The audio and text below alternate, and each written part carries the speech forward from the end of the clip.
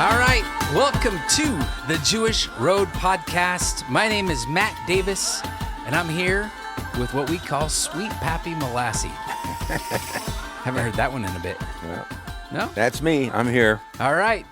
We are here to talk about all things Old Testament, New Testament. We actually call it Act 1 and Act 2. We are bridging the gap between these two parts and these two people to be able to help Christians make sense of the roots of their faith, their Jewish roots of their faith, so that we might be able to help our Jewish people make sense of who Jesus is and come into relationship with this Jewish Jesus. Now, today we're going to be talking about something a little different.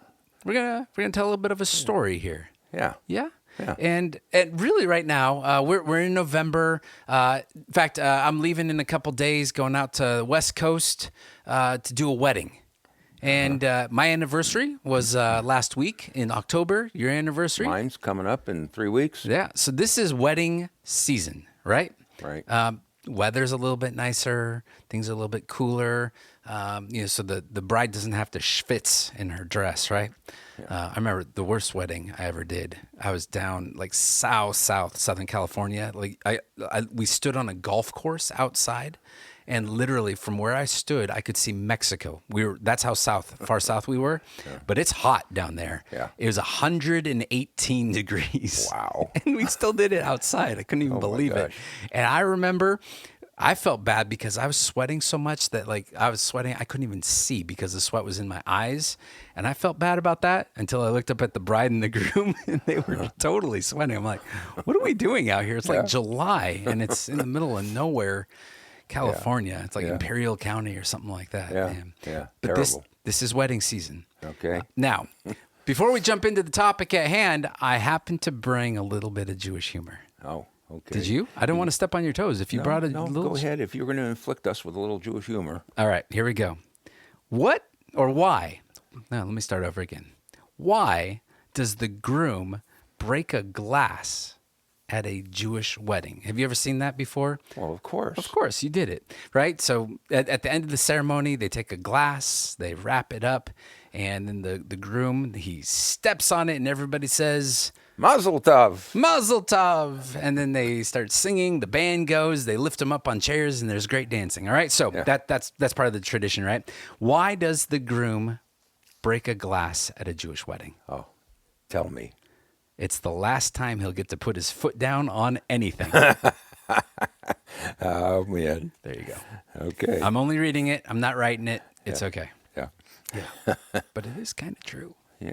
Well, yeah. It's, get it out. She says, get it out of your system now. There you go. All right. We're going to talk about this motif of marriage and how it shows up scripturally. And if you don't know what Jesus is saying here in the second act, and you don't understand culturally what's going on, you're missing a whole bunch. You're driving by and you're not pulling over to stop and investigate a little bit more. So that's what we're going to go. And I remember growing up as a kid, you would go speak at places, you go to Bible studies and all that, but you're like, if you were, everybody has like their number one hit song, like all the bands, your number one hit was always this talk. Oh, yeah. Did you know that? Yeah. Yeah, we called it the Marriage of the Lamb, and we kind of changed it recently because of the things that are taking place in the world right now. I have a sense that we are waiting for the Lord to return, and it fits right into this whole concept of marriage that we are waiting as a bride. Now, if you say it like that, waiting as a bride, I know brides oftentimes, or brides to be, what they're waiting for is they're waiting for the guy to actually ask them to get married, right? Like some people, they've been dating for a couple years. Some people, they've been waiting for 5 years. I know somebody who was waiting for 13 years before he popped the question. Wow. She was waiting that long. Wow. But we're not talking about the waiting for the betrothal or the engagement for him to pop the question. We're waiting for the return of the groom. Yeah. Right? Yeah. And that makes you ask the question, well, what do you mean the return? Where did he go? That's right. So what we have to do is we have to maybe unpack or undo some of our current thinking of how people get married today and put it up against, juxtapose it against what was this process like 2,000 years ago at the time of Jesus. Yeah. Right? So before we do that, today, how do people get married? How do they get married? Yeah, I remember Karis. She asked me that when she's a little girl. She's all, "Well, Daddy, how did you know you wanted to like marry Mom, and how does that whole process work?" Right? Yeah. Yeah. So if a couple they meet and they fall in love, like what is that process? Kind of A to Z, real quick. Yeah. Well, I guess they date for a while. Well, they find each other on an app. On an app? Yeah, I was waiting I'd for you be to do single a long time. that. Yeah, yes, you would. You'd never be able to find your way out. But they find each other, they get set up, right? They go on a date, they spend a lot of time doing dating stuff and all of that. And then what? And then he proposes, right? Yeah, he pops the question. He pops the question, and she says, "Boy, I never thought he would ask." That's right. and then all the planning starts. Yeah, then, all the planning starts. Then the guy, he kind of disappears for a little bit, and her mother comes in, and now they're party planning. Right. Right. They're putting together the wedding. The flowers and the location, the venue, what are we going to wear? They're going to try the dress on, all that stuff. And then there's a wedding day, right? Right. Yeah. All right. So that is how it's done today. How did you get married, meet, fall in love, exchange goats and all that kind of stuff 2,000 years ago during the time of Jesus? Oh, well, 2,000 years ago, I don't think the guy found the girl found the guy. They they fell in love and got married. We're coming to you, though. You're the expert. You were there. You were there 2,000 years ago. Tell us what it was like. Well, I'll tell you. Okay. Let me tell you. All right. Don't be a nudge. 2,000 years ago, when the young man saw the girl that he wanted, or better yet, the girl that his father said that he wanted, because they would arrange marriages in those days, even all the way up until the 19th century, when you see Fiddler on the Roof and you see Tevye, and the marriages are supposed to be arranged, right? And I'm sure in Orthodox communities they do it today. The marriages were arranged, and once that happened, once the two were arranged and marked out for each other as these two are going to get married, at some point there is a marriage proposal. And let me just give just a few bullet points, because we're going to go and do this. We're going to build it out as a whole study eventually, right? Yeah, we're going to do a course, and we're going to film. And really, like, for each one of these different pieces is a segment all by itself that is rich and replete with biblical imagery, and really ties into our story, both now in our relationship with Jesus and our relationship to come. Yeah. And so just to bullet point some of the highlights, there is the marriage proposal, and then in considering that, we go through all the things that take place in the marriage proposal and talk about our wedding contract, and we talk about the cup that was drunk at that proposal. Let me go to the proposal. There is a contract. The groom would leave his father's house and go to the bride's house, because what he was going to do is he was going to make a covenant with her. He was going to draw up a contract. It was a bridal contract. And then he would do something else. He would drink a cup with her to seal that covenant. And then he paid a price for her. There was a bride price, and he had to pay her father something in cash to marry her. And they wouldn't get married right away. That was just the proposal, because what was going to take place after that is he was going to make a little speech to her, and he'd say something like, "I go to prepare a place for you." And what he was going to do was he was going to leave her, and he was going to go back to his father's house, because he was going to make a little mansion there. He was going to build a little bridal chamber on his father's property, and really Those are, the four elements of a Jewish wedding in the first century. Until he was finished with that little mansion he was going to build in his father's house or on his property, there was no getting married. Well, not even that. That's not even the wedding. That's really the marriage That's proposal. just the proposal. And get this, ladies. This is about 2,000 years ago. You get the man of your dreams. You're moving in with the in-laws, basically, right? He goes to his father's house, and that is where the place would be prepared. Yeah. Okay. Yeah. He's kind of putting together their honeymoon suite. There you go. Well, not just the honeymoon, but this is where we're going to live. This is, he after the honeymoon, he would leave his father's house and he would go to his own house because he is preparing a place for him and the bride. Okay. And so, but Jewish honeymoons basically lasted 7 days. Oh, it's like had jury to duty. be stocked with provisions, and the bride and groom didn't come out. They stayed in there that whole time, and all the wedding guests would wait outside. Oh, talk about awkward. Yeah, Yeah. yeah. So that's kind of a little bit of a rundown of the Jewish wedding, the tradition. There is a lot to talk about in between all of those things, how those things were fulfilled in the life of the Messiah and the Jewish people. The contract, we have a copy of our contract in the scripture. It's in the Old Testament. The cup, that was something that was brought to this potential bride as Yeshua was celebrating the Passover. There was a price that was paid. The Messiah paid a price. And he made that little speech to his disciples and said, I go to prepare a place for you, because he was going back to his father's house.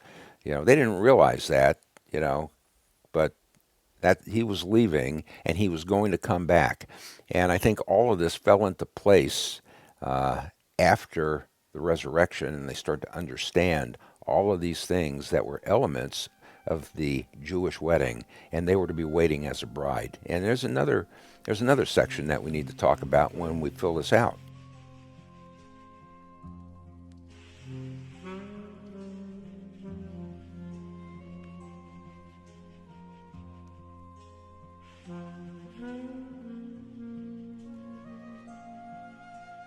Again, let's contextualize what's going on.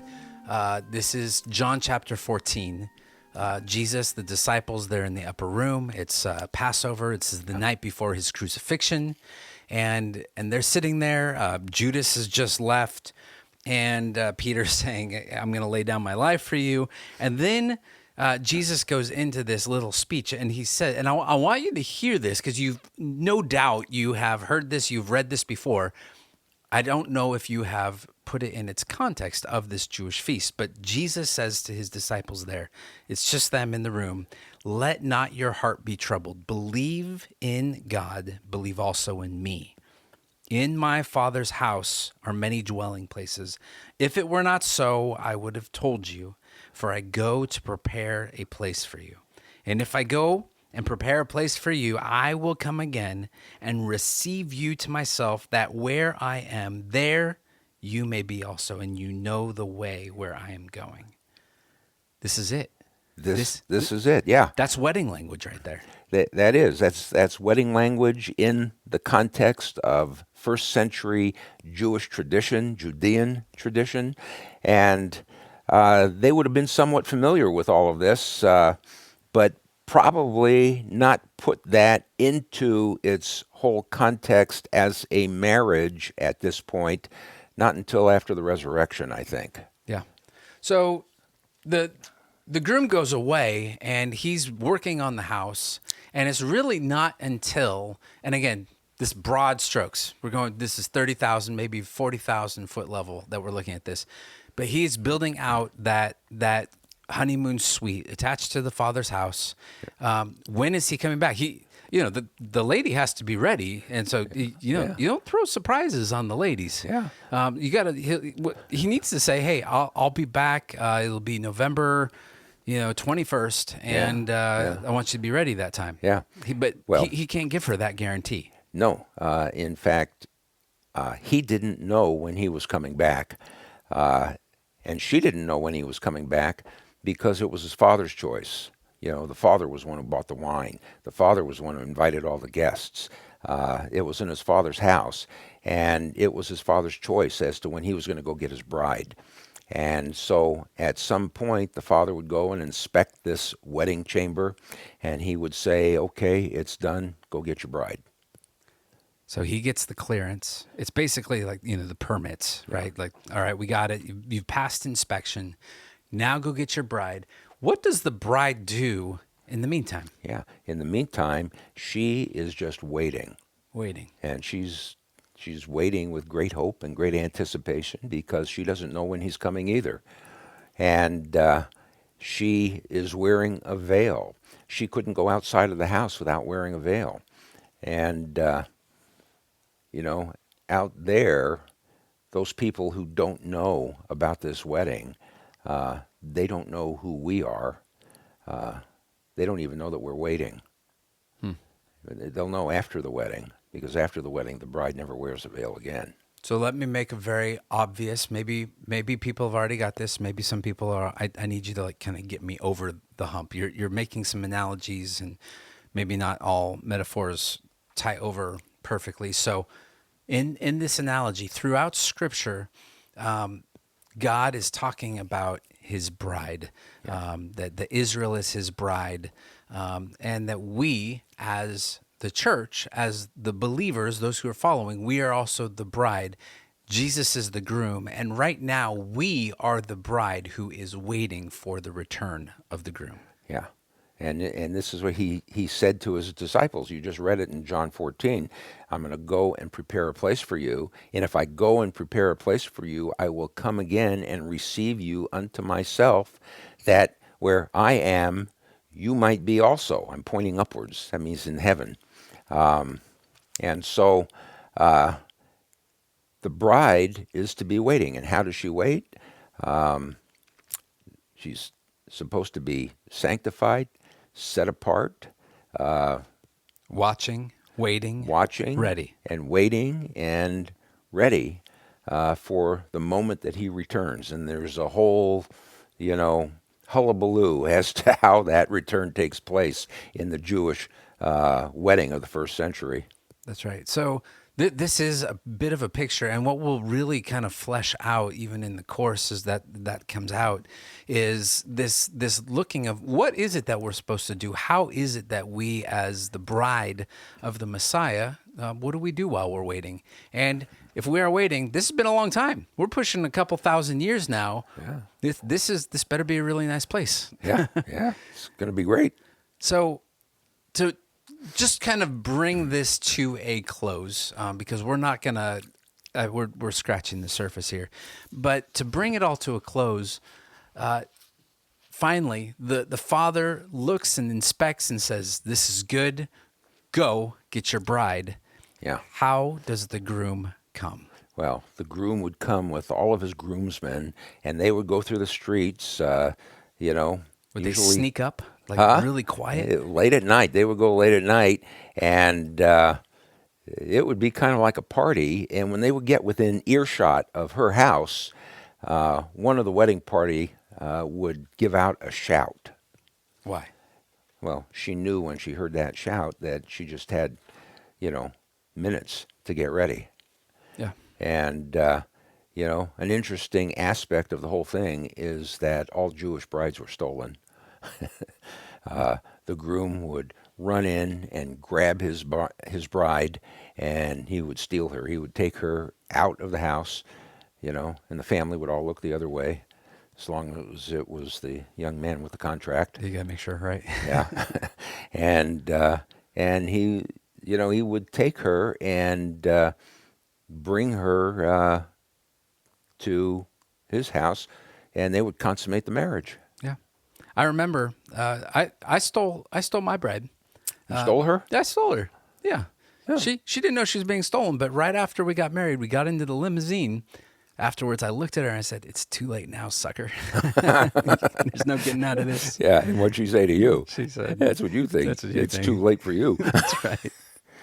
So, as you can see, we're going through this. You can start to see some of these scriptural pieces, and even some of the things that we got to unpack. And we're not going to do this right now, but it really sheds light on even like there's these parables of the 10 bridesmaids, right? Like there's these wedding motifs that are showing up in scripture. And if you know contextually what's going on, it's not just what it means to us as we read it here today in 2022. What did it mean to them 2,000 years ago, to that original audience as they're listening, given the context of what they know is already happening culturally? Yeah. Everything has new meaning for them. But if we can get into their heads and understand it how they did, it has new meaning for us. Yeah, yeah. Well, and Jesus put this in the context, in this particular thing that we're talking about here, the Jewish wedding, waiting as a bride, and Yeshua as the Jewish bridegroom. We're looking at all of these different dynamics here that took place, the contract, the cup, the price, the speech, and those are the things that really we need to unpack as we go through an explanation of all of this, including how do we wait and the coming for the bride and all of these things. They all figure into the Jewish wedding tradition of the first century, and they figure right into the gospel. That's right. Well, I think that that's about as much as we can do without going like just diving in and doing the whole thing. So I hope that wets our whistle just a little bit. Stay tuned because that video series is going to come out. You'll be able to take it. It'll be a small group resource. It's something you can go through individually, and it's one of those things that we're going to be trying to get out here really soon. So that is it, waiting as a bride. And as we go into this season, we're going into a season of Advent where we're looking at even the coming and the appearing of the Lord, but that we should be waiting and watching and ready for the return, that he is the one who will bring all things to his desired end, and that there is something to be hoping for in all of that. Yeah. All right. Okay. Well, I'd say that's enough. That's all we can do. We can just wet the whistle. Yeah, he's already packing up. You're putting your stuff away. You gotta go to the back. Oh no, I see what's going on there. You got a bagel over there. Yeah. You're already at the marriage feast, the supper, the marriage supper of the. Well, I hope it's going to be better than this bagel. Was that an everything bagel going on over there? Yeah, I got a little bagel everything on top of the cream cheese. Oh, there you go. With no locks this time. No locks. Yeah. All right. Good. Thanks for listening. Thanks for being with us. And until we meet again, Shalom, Shalom, Yerushalayim. Yeah. Pray for the peace of Jerusalem. Yeah. You guys know what that means by now. Yeah. All right. Shalom. Bye-bye.